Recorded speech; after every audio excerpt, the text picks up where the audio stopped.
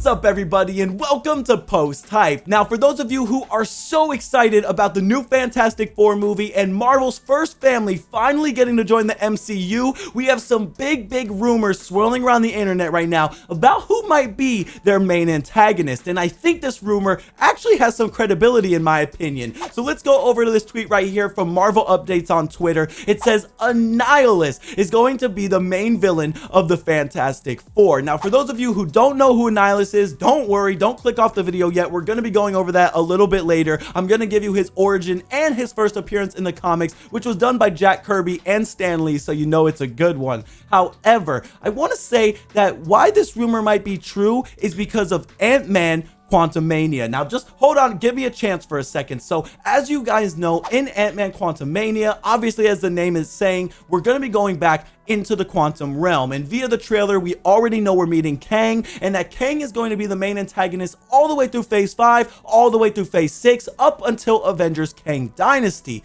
But that means that he's not being defeated in Ant-Man, and that he definitely can't be the main villain of the Fantastic Four, but somebody else from the quantum realm can. And you know who's from the quantum realm? Annihilus. In the comics, he is from the negative zone, which is basically just the version of the quantum realm in the MCU. And I want to talk about exactly why I think they'll go this way to introduce the Fantastic Four characters. So if we go over to his origin right here, it says Annihilus is an interdimensional insectoid conqueror and tyrant hailing from the negative zone. So that's the key right there. You guys don't forget that. A pocket dimension located on Earth 616. Birthed from the planet Arthros, he attempted to take over the entire realm, wielding the cosmic control rod. He is a nihilist, obsessed with extending his own lifespan, and will destroy any being that threatens his existence. Now, this is a Thanos level threat right here, and if we're talking about multiverses and different dimensions, and Kang is going to be that main bad throughout all of these phases, we need somebody who's on a Thanos level and not a Kang level right now, and I think that's why he's the perfect villain for the Fantastic Four. I also think if they're not going to do a true origin story for the Fantastic Four, and we might kind of get a Spider-Man treatment with them, where they're already in the team, they're already having their powers, they've already been through their main initial event where they get the radiation and everything, that this might be the perfect story, and they might actually follow the storyline from his very first appearance from all the way back in 1968. Now, this is Fantastic Four Annual number 6. It is titled Let There Be Life. Now, when we go over the synopsis for this, you are going to have your mind absolutely blown, and I think this would be the perfect story to tell to introduce the Fantastic Four. You guys let me know after I'm done if you agree or if you think there's a better take on this, but I'd love to hear what you guys have to say down below. It goes on to say, with Sue about to give birth at any moment, her life is at risk unless Reed can secure Element X, an element only found from a single source in the negative zone. Now, don't forget that's the quantum realm, that will save her and the baby's life from the risk posed by the very cosmic rays in Sue's body. Traveling into the negative zone, Reed, Ben, and Johnny are captured by Annihilus, whose cosmic control rod has the element that Reed needs. However, Annihilus, obsessed with the immortality that the rod provides, refuses to part with it. Stealing the rod, Reed, Johnny, and Ben are chased all over the negative zone,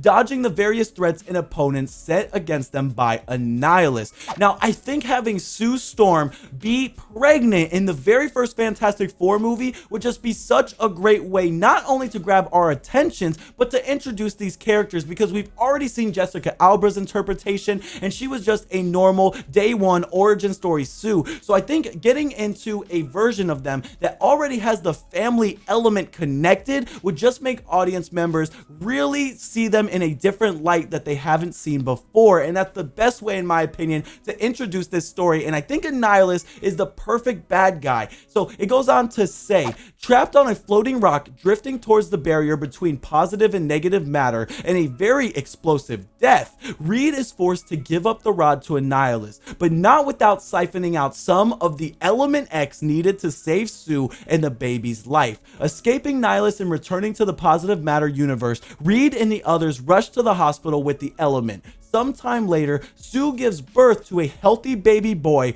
with no further complications. Now, I think the way that the MCU is going right now, we're obviously going to have Wolverine in the new Deadpool movie, and they're going to be introducing adamantium. So I think now that we're getting adamantium, we already have vibranium, and now we're going to be getting element X from the quantum realm. All of these different elements and different aspects of the universe are going to be brought together to finally defeat Kang in Avengers Kang Dynasty. So I hope you guys see where I'm coming from and how I'm connecting all these dots. I really think this rumor and hope this rumor is gonna be true, because Annihilus would be the perfect bad guy to bring us back into the quantum realm and find an element from Kang's home where we met him in Ant-Man Quantumania to defeat him. And with the introduction of adamantium and the X-Men and Wolverine and all these different elements now, I think this would make so much sense, and I think this is the perfect route to go. I really hope that they take this direction in the MCU, and I really hope that you guys are as excited about this as I am. And Kevin Feige, if you're watching this,